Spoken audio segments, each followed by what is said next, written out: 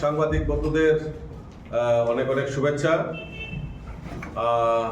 আমরা আজকে এখানে সমবেত হয়েছি যে আমাদের দেশের যশস্বী প্রধানমন্ত্রী নরেন্দ্র মোদীজি আমাদের দেশবাসীকে একটা স্বপ্ন দেখিয়েছেন, বিকশিত ভারত।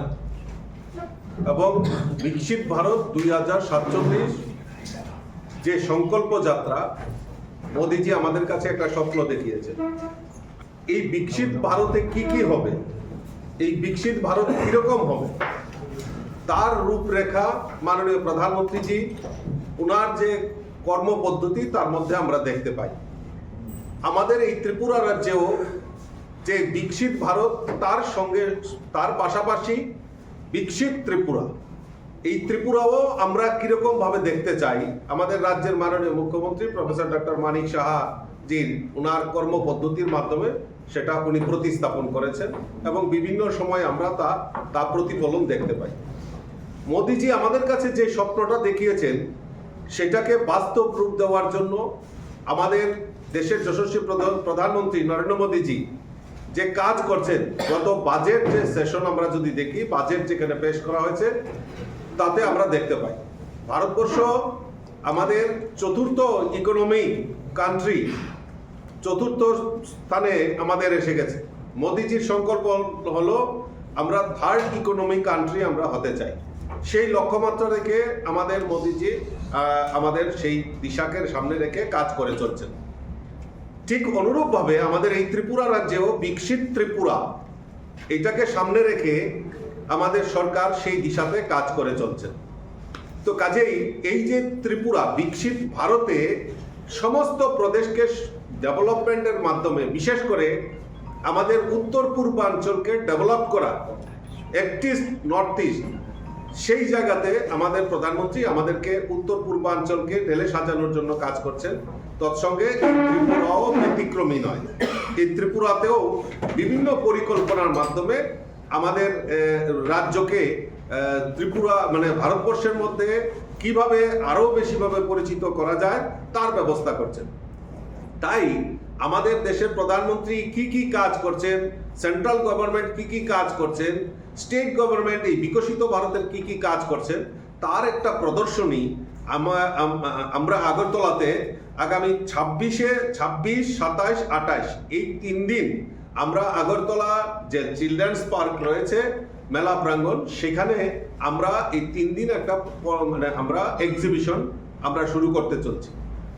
আমাদের মাননীয় মুখ্যমন্ত্রী 26 তারিখ বিকাল 4 ঘটিকায় তার উনার হাত ধরে সেটা শুভ উদ্বোধন হবে। আমি আপনাদের মাধ্যমে আপামর জনসাধারণের কাছে এবং বিশেষ করে আমাদের যারা ইউথ তাদের কাছে আহ্বান রাখবো যে আপনারা সেই এক্সিবিশনে এসে যে আমাদের যে মোদীজি আমাদের দেশের প্রধানমন্ত্রী যে বিকশিত ভারতের কথা বলছেন সেটা উপলব্ধি করা এবং আমাদের মুখ্যমন্ত্রী যেটা বিকশিত ত্রিপুরার কথা বলছেন সেটা অনুধাবন করা এবং তা প্রত্যক্ষভাবে দেখার জন্য আমি বিশেষ করে আবেদন রাখছি। এখানে আমরা এই যে প্রদর্শনী হবে সেখানে আমাদের DRDO অর্থাৎ প্রতিরক্ষা গবেষণা উন্নয়ন সংস্থা, যেটা আজকাল মানে আজকের যুগে আমরা জানি যে আমাদের যখন অপারেশন সিন্দুর সংগঠিত হয় সেখানে আমাদের ড্রোন দিয়ে সেই যুদ্ধকে পরিচালনা করা হয়, ড্রোন টেকনোলজি। তো এই যে DRDO এটা প্রতিরক্ষার যে গবেষণা কেন্দ্র, ওনারাও এই আগরতলাতে আসছেন এই প্রদর্শনীতে। ওনারা আগামী ফিউচার কি প্ল্যান রয়েছে, ওনারা কিভাবে এটাকে আরো ডেভেলপ করছে, তো সেইখানে প্রদর্শিত হবে। আমাদের ইসরো, যেখানে আমাদের ভারতীয় মহাকাশ গবেষণা সংস্থা, ওনারাও আমাদের এই প্রদর্শনীতে ওনারা অংশগ্রহণ করতে, ওনারা প্রদর্শনী স্টল লাগাবে সেখানে, এবং ইসরো কিভাবে কাজ করছে সেই টেকনোলজি সেই সম্পর্কে আমাদের এখানে ওনারা উপস্থিত থাকবেন। বিজ্ঞান ও শিল্প গবেষণা পরিষদ অর্থাৎ CSIR, তো সেটাকেও সেই ডিপার্টমেন্টও এখানে আসবেন এবং ওনারাও তাদের যে অত্যাধুনিক প্রযুক্তি সেই প্রযুক্তিকে কাজে লাগিয়ে কিভাবে কাজ করছেন সেটাও প্রদর্শিত করা হবে। আপনারা জানেন যে আমাদের একটা সময় নারা ছিল আমাদের ভারতবর্ষে, জয় জওয়ান জয় কিষাণ। মোদীজি বলছেন জয় জওয়ান জয় কিষাণ, জয় বিজ্ঞান আর জয় অনুসন্ধান। অর্থাৎ লেটেস্ট টেকনোলজিকে ব্যবহার করে আমাদের কৃষকদের আয় দ্বিগুণ করার লক্ষ্যে কিভাবে কাজ করছেন, সেখানে ICAR যে আমাদের এগ্রিকালচার রিসার্চ সেন্টার রয়েছে, ওনারাও সেখানে প্রদর্শনী লাগাবেন। সেটাও এখানে আমাদের ওই চিলড্রেন্স পার্কে যেখানে প্রদর্শনী হবে সেখানে ওনারা স্টল লাগাবেন। তো ইতিমধ্যে আপনারা জানেন সার্ভাইকাল ক্যান্সার নিয়ে একটা মানে ওষুধ ভ্যাকসিন সেখানে নির্মাণ করা হচ্ছে, টেস্ট রান চলছে। তো এই যে ICMR মানে রোবোটিক সার্জারি থেকে শুরু করে বিভিন্নভাবে ICMR অনুসন্ধান করছে মানুষকে কিভাবে সুস্থ রাখা যায় এবং এই চিকিৎসার দ্রুত কিভাবে উন্নত করা যায়, তার জন্য আমাদের এই ICMR কাজ করছে। ICMRও ওনারাও সম্মত হয়েছেন আমাদের এই আগরতলা প্রদর্শনী, যে বিকশিত ভারত বিকশিত ত্রিপুরার যে প্রদর্শনী হবে সেখানে ওনারা আসবেন। এবং আরো বিশেষ করে কৃষি ও প্রক্রিয়াজাত খাদ্য রপ্তানি কিভাবে আমরা করতে পারবো সেই সম্পর্কেও এখানে বিস্তারিত আলোচনা করা হবে, তারাও আমাদের এই স্টল লাগানো হবে।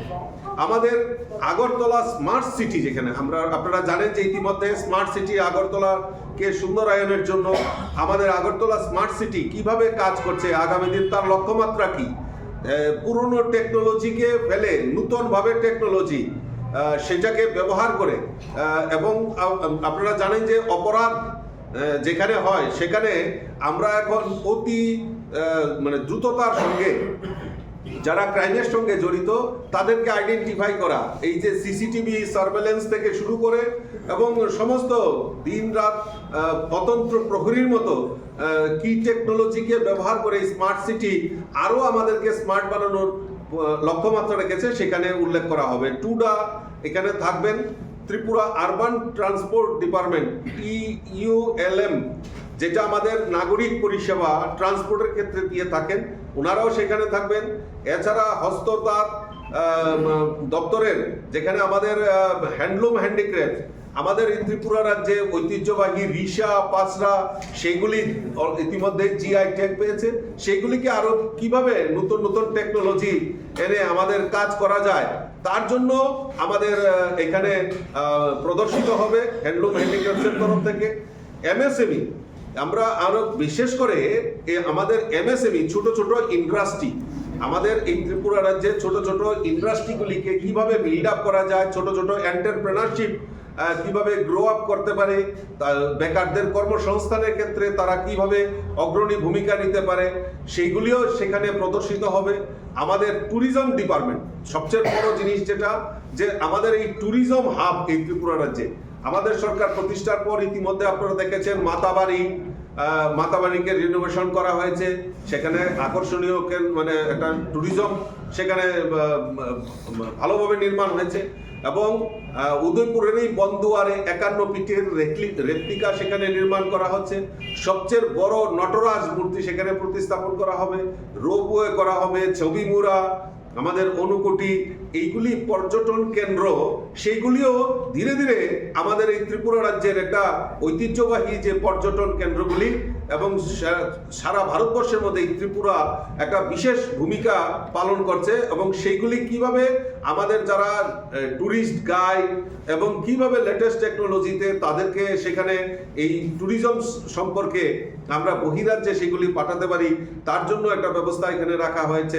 আমাদের স্বাস্থ্য দপ্তরের তরফ থেকে সেখানে স্টল লাগানো হবে, ইন্ডাস্ট্রি ডিপার্টমেন্ট থেকে লাগানো হবে। আমাদের রাবার বেসড ইন্ডাস্ট্রি কিভাবে, বা বাম্বু ইন্ডাস্ট্রি, আপনারা জানেন যে ইতিমধ্যে আমাদের বেম্বু বুটল থেকে শুরু করে আগরবাতি যে স্টিক, সেই স্টিকও কিভাবে নির্মাণ করা হয় তার জন্য সেখানে প্রদর্শন করা হবে। আমাদের স্কিল ডেভেলপমেন্টের মাধ্যমে আমাদের রাজ্যের বেকার কর্মসংস্থানের, বেকার যুবক যুবতীদের কর্মসংস্থানের জন্য কিভাবে সহায়ক ভূমিকা হবে সেইখানেও প্রদর্শিত হবে।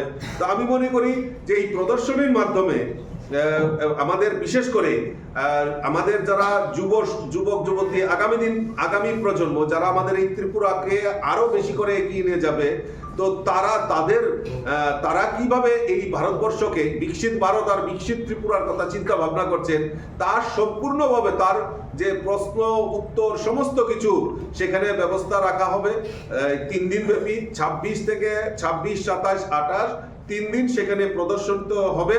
আমি আপনাদের মাধ্যমে সমস্ত যুবক যুবতী স্টুডেন্ট তাদের কাছে আহ্বান রাখবো যে আপনারা আসুন এবং আমাদের এই যে ভিশন, আমাদের মুখ্যমন্ত্রী বলুন, আমাদের প্রধানমন্ত্রী বলুন, ওনাদের যে বিকশিত ভারত আর বিকশিত ত্রিপুরার যে পরিকল্পনা, সেটা যে বাস্তবায়নের দিকে এগোচ্ছে, সেটা এখানে আগরতলাতে প্রদর্শিত হবে।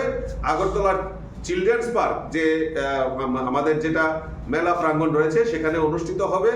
আমি আপনাদের মাধ্যমে সকলকে আমি এখানে আমন্ত্রণ জানাবো এই প্রদর্শনীতে আসার জন্য। সবাইকে নমস্কার।